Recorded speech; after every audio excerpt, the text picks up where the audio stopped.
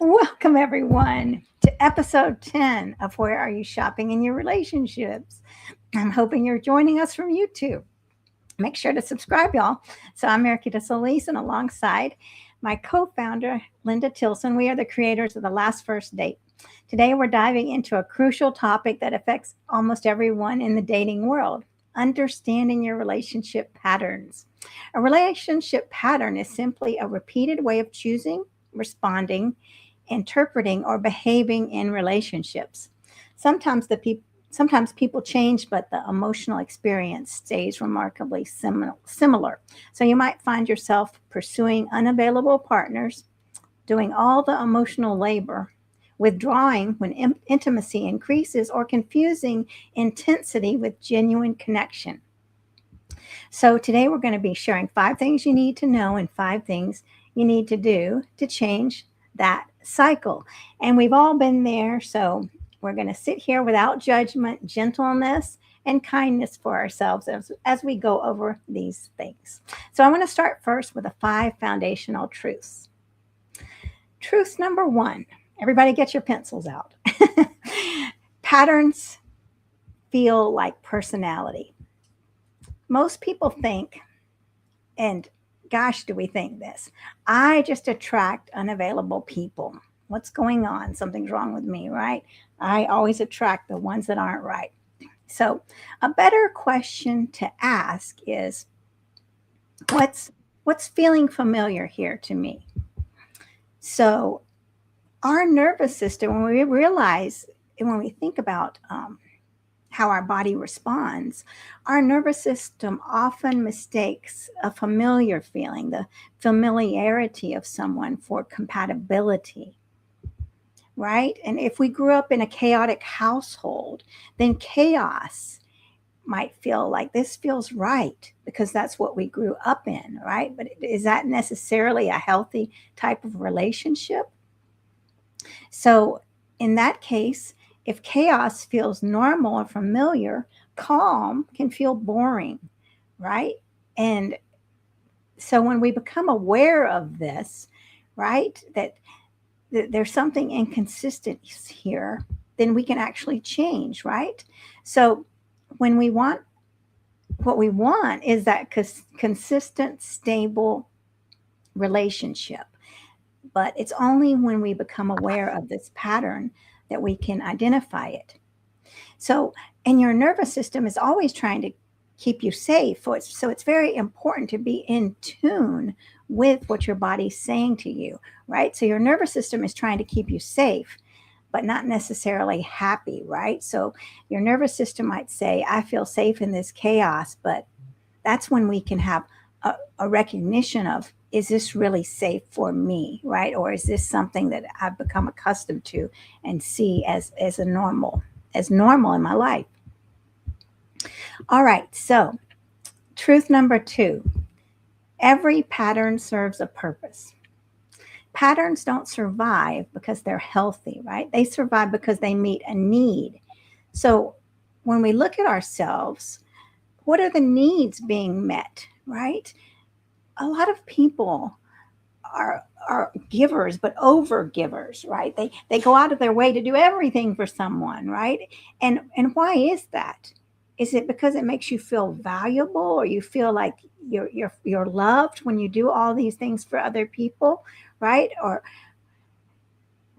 I mean, I used to do that, like rescuing people, helping them all the time, and I was always getting burnt. But I felt like, oh, I'm very needed, right? And I had to learn the hard way, right? People taking advantage of me, many different ways, physically and monetarily. I mean, I allowed it. I allowed that, right? So, a good question that to ask is, what does this pattern protect me from? And to really sit with it. Maybe you don't know right now what it's protecting you from, but where did it show up in your life? How was it created? What's going on here? And this can be some really deep reflection. It doesn't need to be rushed, gentle reflection, right? All right, truth number 3: chemistry is not character. So I'm going to repeat that again. This is very important. Chemistry is not character, right? So you can have a strong physical attraction to someone, but that doesn't equal that you're going to have a long-term compatibility, right? So very important. I hope you're writing this down. Chemistry can exist with emotionally unavailable people, inconsistent people, manipulative people. So chemistry is answering the question of, do I feel something here? What's going on in my body, right? And the sensations, but we really want to know what character is asking, right? What's the character here? What's the answer there? Can we build something together? Can we build something together besides something physical that will last? So, truth number 4, repetition is information. So instead of asking, why does this always happen to me? It's the same thing all the time. What's going on, right? I've been there. So ask gently, what is this pattern trying to teach me? So patterns become data, right? When you look at past relationships, how are you showing up every time? I was showing up as needy, needy, needy. And what does that look like in a tangible form? Texting all the time. Where are you? Where are you? Or what's going on, right? So what was that showing me? That I needed to work on my self-esteem, right? Every pattern gives us information to look at and see how we can show up differently in the behaviors.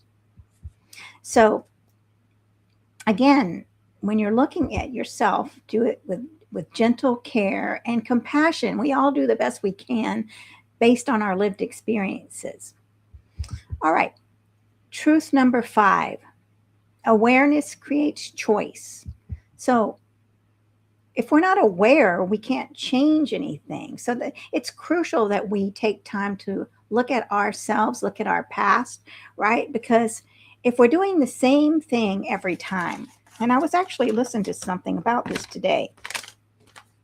So this is what Joe Dispenza was saying. Your emotional responses are automatic and unconscious. And so then you would be showing up as the same person in the dating realm every time, unless you're aware, right, of these unconscious emotional responses, right? So you can't change what you can't recognize. So the moment you notice yourself entering an old pattern, that's brilliant, right? You've already interrupted it. You're saying, hold on, right? So if you can create a gap from seeing and doing, then that's a shift, right? Catch yourself. I'm about to send another text again and another text. Whoops. Hold on. Create that gap before you send it. Think, really get into, ground yourself on the earth, touch this wall, anything. Just take a breather before you don't want to react. You want to respond. So awareness creates space, and space creates choice, and choice changes outcomes. Pretty good truths, huh? Excellent truths. And so you've taken us down the path, Mariquita, to share all these truths. And some of them, when we're listening to them, are like, I can remember a time where that truth definitely was evident. You gave many examples that any of us are listening can actually see ourselves in. And so the awareness, when it's creating that space, and then the choices are coming in, getting those different outcomes, that's that shift that's happening. And so I'm going to talk about the 5 relational shifts, beginning with one of the more foundational ones. And so a lot of times in our relationships, we're seeking to find the right person. So the shift I would encourage you to make is, I want to become a better observer. Now, why am I saying this? Because how many of us have asked this very question, and it's kind of going to be feeling like nails on a chalkboard in a way, but do they like me? Oh, yes, we all like to be liked. We like to be chosen. We want to be loved. We want to be valued, all those things. However, when you shift that question to what are they consistently showing me? Wow. That takes us to that foundational piece of discernment that begins with all of the observations. So we're going to come back to this one because it is the foundational um, tier that will drive all the rest of this. Okay, so shift number two, you want to move from reacting to responding.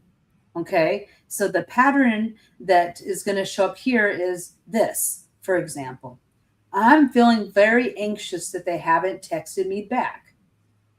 I'm going to send another text or two because it's only been 10 minutes and they usually respond within 1 minute, if not the moment I hit send. And why am I doing this? Because I want to be reassured that they actually want to be in this relationship with me, that they value my presence. And so why wouldn't they text me back right away? I'm going to find out. I'm going to send them I'm going to send them a meme. I'm going to send them a favorite song that I think that the two of us could become our song. And I'm going to make sure that they know what we're going to be doing soon, you know? So that old pattern there, it needs to go. Okay. So the new pattern that I'm advocating for is this one. Now we're going to slow it down a little bit. I noticed that I'm getting really anxious here because they haven't responded to my text. Okay. Well, there could be lots of reasons why maybe they didn't respond. I'm going to pause. I'm going to go find something else to do for a little bit and not be sitting there looking at my phone, waiting for that chime to come in that the text is there. And during this time, you know what? I don't really know why they haven't responded. Maybe they're working. Maybe they are with their friends. Maybe they are just out there doing life and being, right? So I haven't gathered any information to know why they haven't responded. And so my focus should not be why haven't they responded? It should be, waiting to give them time. If you don't give space for people to respond to you in their cycle of life, we'll just call it their cycle of life, what they're doing, then that's going to put pressure on the other person. The moment you start sending them wall chat, we call them wall chats, right? 4 paragraphs on your way to a dissertation, that's going to feel a little bit much. So you don't want to do that. So respond rather than reacting in that moment. Okay. So the next one, shift 3 is, okay, you are going to want to know that potential is imagination. Patterns are evidence. And why am I saying this? Because potential can mean I think that they would be a great partner for me because they value much of the same things that I do. And okay, well, what evidence do you have? Did they value the same things that you do? Are they bringing it up in conversation? Are they practicing embodying what they say that they value? So basically you're going to be asking yourself a few questions. And so what have they repeatedly demonstrated? Not a one-off, something happening one time can definitely happen. There is a reason why they call music that comes out the one-hit wonders, right? So you can have something just happen once and you think that that's the model of everything to come. And then you're going to be mistaken when it doesn't. So the example I have is you go out and have one amazing date and it's just off the charts, euphoric, you're having a good time, you're having fun. But, do they actually show up for future dates? And so, you got to do the dating scene. When I say that, I mean, you got to go on more than one date. One date isn't going to tell you anything. It'll tell you a lot of things, but it's not going to tell you the whole story. So consistency is what builds trust. So you go on several dates and they all follow the similar pattern of the person showing up. They're not sitting on their phone during the whole entire dinner. They are doing all these different things that show the values that, because you said, they have the same values as me. Well, you'll start to see some of them in conversation and things and how they bring themselves. Okay. So this is a great segue to shift 4. You're going to move from intensity to peace. Okay, so I want you to say this with me one more time. We are going to move from intensity to peace. Okay, so healthy relationships actually feel calm. Okay, they might even feel a little bit on the boring side because a lot of times we think that, oh, I got to have the butterflies. Oh, I've got to have this obsession with this person. I want to know what they're doing every second, every minute, every hour of the day. And I love the unpredictability. Now, loving spontaneity, okay, I'll give you that. I think that's a good thing. But you don't want unpredictability. You want to know that a person is going to be around in the fun times, but they're also not going to disappear on you, for example, during some times of stress or other things that can happen to us because, not every day in life is going to be this one that feels glowing and perfect. It's just not. Other things happen in life because that's why we're here, right? We're humans living life. Um, the last shift 5. Okay, this is one of my favorites here because we're going to move from automatic pilot to intentional. And you know what?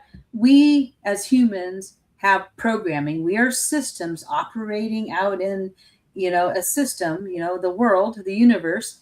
And so one of the things that our old programming might say, and I'll share this a lot, so this won't sound to anyone that knows me something I haven't said before, but saying I always, I never, this is who I am. You're saying all of these things that are absolutes. That's really our old programming. Now, what intentional people do differently, they move with resiliency, right? And they know that they have choices. And, okay, so that's a big thing here that's important is that we have choices, and Mariquita, you talked about it earlier about creating the space, create the choice creates different outcomes. Well, yes. So what choice do I have today in this relationship? Ask yourself that question. And because patterns are going to lose the power over you. So we can see all these different patterns of behavior, patterns of how people communicate, and we don't to rule our nervous system. We can't have that. If we want to have calm safety, then we got to go back to we always have a choice in things. People will fight you on that. You have no choice. This is what I always have a choice. Is it the choice that you necessarily gravitate and choose? Not always. When things are outside of our control, choice always will exist. So I wanted to share that. Okay, so I'm going to take us into the home stretch here. Okay, so now that you know all about the foundational truths, you know the shifts in achieving those, then the last piece of the game of life that we're playing right here is the 5-part decision framework. And so I absolutely love this because it's simple to carry out. Okay, so first one is you're going to recognize. So put that on your pen. Mariquita said you needed to have your pen because this one you're going to use. Okay, and you know what? I don't flip and memorize a lot of things. So you know what? If you need to write it down, I'm with you. I got your back here because it's not once you learn how to move through these, you won't have to write them on a little card and think about them. They'll become a habit. It'll become a new behavior that you use. So okay, so now that you're recognized is you've got to open up yourself to becoming curious. Okay, and so you are going to be asking this question. It's a hard one sometimes to do, I will tell you, because we don't always want to do this, but role do I usually play? Okay, what keeps happening? What emotions keep going on autopilot and repeating? Okay, those right there, that you got to take a hard look at that, whether you want to or not, because You can't do anything without recognition. Okay, number two is understand. Okay, so you got to go beneath these behaviors. And you touched on it, Rakita. You were talking about what need is this meeting? What belief might support this pattern? And feels familiar here. Okay. And you know what I like about understanding passion? Because if you start recognizing these things in yourself and you don't extend yourself compassion, it's going to feel painful and you're not going to want to continue. You're just going to say, I'm done. I'm not doing this shit. I'm done. Okay. So we're not going to go there. So what you, you're laughing because, you know, a little side of me came out that doesn't necessarily come present, but it needed to be there for a little bit of emphasis here. Okay. So what you're going to do instead is you're going to interrupt everything that's going on. Again, when you interrupt a behavior, that's when you can change them. Until then, you're just going to keep doing them. And so you're going to pause. Okay. So instead of reacting automatically, you're going to create some space.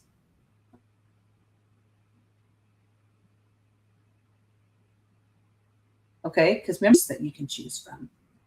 Okay. And one of the things that people don't realize when they need to pause on is they don't have to have an answer immediately. They don't have to solve. Yes, I'm laughing here because I'm a problem solver. And I don't know why, and I'm trying to figure out what my role is and what I'm trying to actively solve. No, I don't need to do that. What do? I'm not having to chase somebody down to get this one. I can wait until more information comes in. How does the information come in? Observations.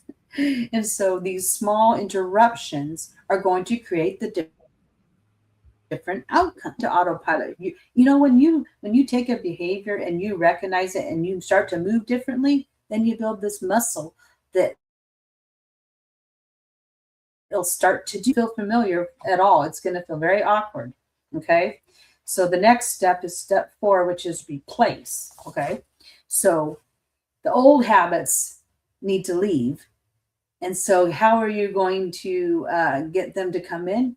Well, you're going to have to get intentional. Okay.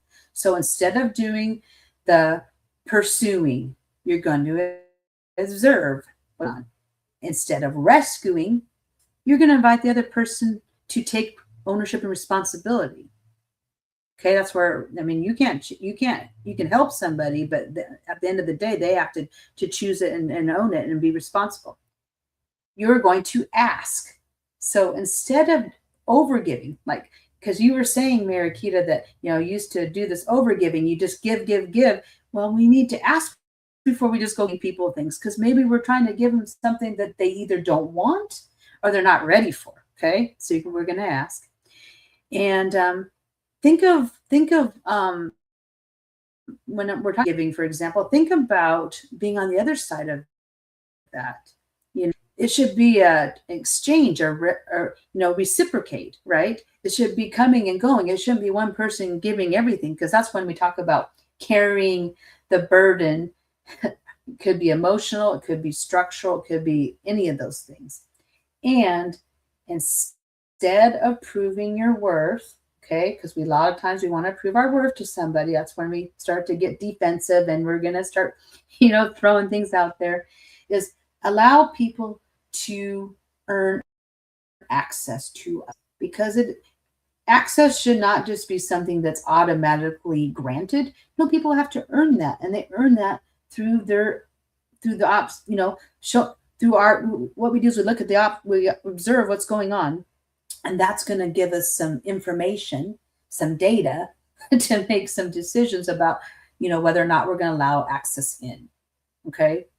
And so those there will bring it all together. And so, really, one of the things, I want you to also know, and it's the very last step, step 5. I almost forgot it there because I was getting so excited about is watch what changes. Okay.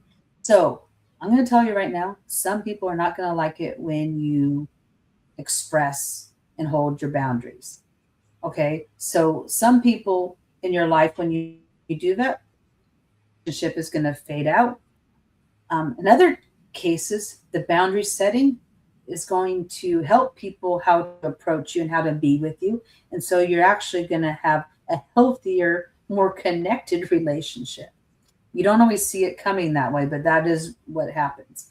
And so, really, observation is that piece that gives you evidence that your new choices are sticking and that they are producing different outcomes. So, if you were once that one person who used to overgive because you wanted to feel needed and you wanted to feel like you were contributing, well, then when you start to not do that and start asking when you can give something, for example, then you're going to see, oh, person said, great, share that with me. Other times it might be, no, I'm not really needing that right now. So thank you for offering, but I'll go ahead and take it from here. And so that way you can see that the first one, the person was open to it, so available. The second one, not so much open. So then okay, is this person open or closed? Okay, well, they are closed. So it's a good thing I put my boundaries out here, and now I'm observing that this may or may not be someone that's compatible with me. So anyway, I want to ask the audience, okay, because I always want to leave you with something to reflect on. So today's reflection question is this: which relationship pattern has been showing up for you? And in that pattern, where do you see yourself playing a particular role? So we talked about different ones.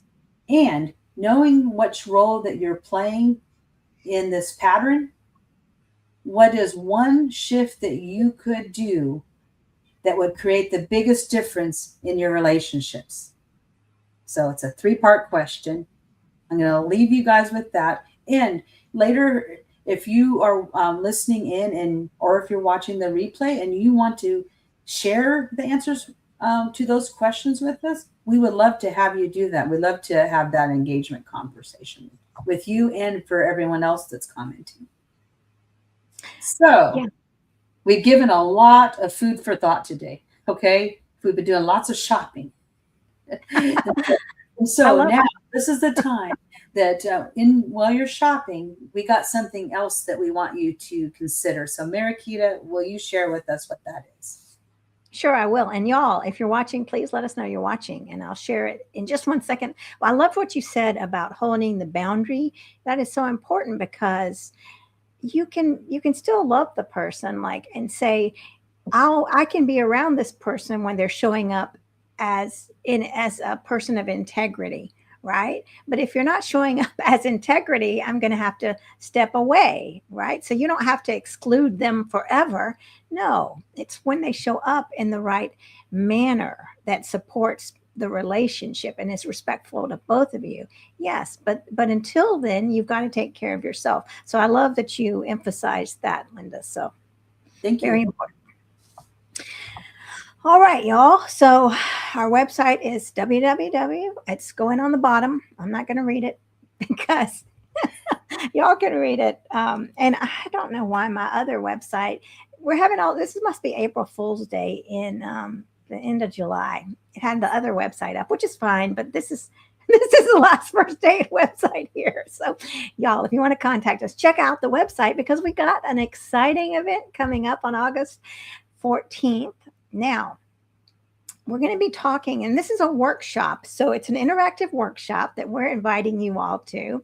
So be ready to meet people and interact. We're going to go into little rooms on Zoom. It's a live session and you're going to have to turn your cameras on. So we're going to be talking about identifying red flags, green flags, and seeing clearly. We don't want to just see with our bodies, right? What our body's feeling, right? What we talked about before. We want to recognize compatibility. We want to be discerning, right? This is about choosing a relationship that aligns with your values and your future. Taking some time to really see clearly who's in front of you, right? So this is what we're going to be talking about. We're going to be talking about in this workshop, not becoming so captivated by attraction and looks and height and assets, but to see clearly who's in front of you without all that, without the good looking body, the hot whatever, the car, this, the house, this, the travel, all that. But who actually is sitting in front of you? Is that someone that aligns with your values and what you want in your life? Are they emotionally available, right? What are these red flags that we need to be looking for? What are green flags that we need to look for? So this is going to be on Zoom August 14th. It's going to be on at 7 p.m. Eastern, so that's 4 p.m. Pacific. And it's an hour, and you've got to sign up and register. It's on the website on the scrolling banner on the bottom. Go to our event page, check us out, and go ahead and register. We want to see you there. We want to have some great conversations. We all know that you have a lot of wisdom, and we want to hear it too. So we want to come together for you all. Let us know if you're watching, and let us know that you did sign up for our August 14th event. And if there are other events or other topics that you want us to talk about, please put that in the comments as well, because we want to hear where you're struggling or where you've succeeded in relationships, what was important to you, what worked out. So yeah, I think that's the exciting news. That is the exciting news. And so we want you to throw this into your shopping cart, go to our events page, and purchase this opportunity, because we are going to learn together. We're going to practice together. And so this isn't a conversational thing completely. No, we're actually going to be teaching you a signature 4-word, I guess you would call it a model of how you can go through and be more discerning so that you are seeing clearly. And so in order to get in on that, we need you to put that in your cart, go to the checkout, and, come and join us, because this is like one of many of the workshops that we're going to do.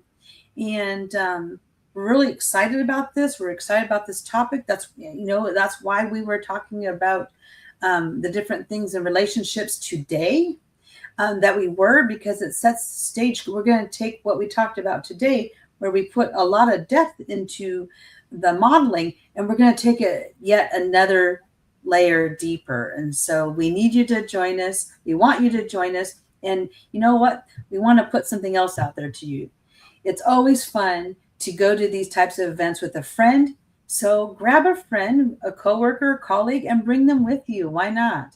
And so we can do a lot of great things together, and we want to have you in our community. So this is our invitation and offer for you to join us in one of many ways. Thank you. Yes, thank you, Linda. And check out our Facebook group and our Facebook page. We just set up a TikTok account, so we would love for you to subscribe. So you can find us on many platforms. And thank you for your support and all of your stories. We had a great event last week, I guess it was last week, and we shared some vulnerable stories. So I appreciate everyone that came to that event. It was powerful. So, all right, y'all. Well, then we will see you next week at 3:00, same time. Let us know what you thought about this. And we'll see you at the next event, August 14th. Bye, everyone. Bye.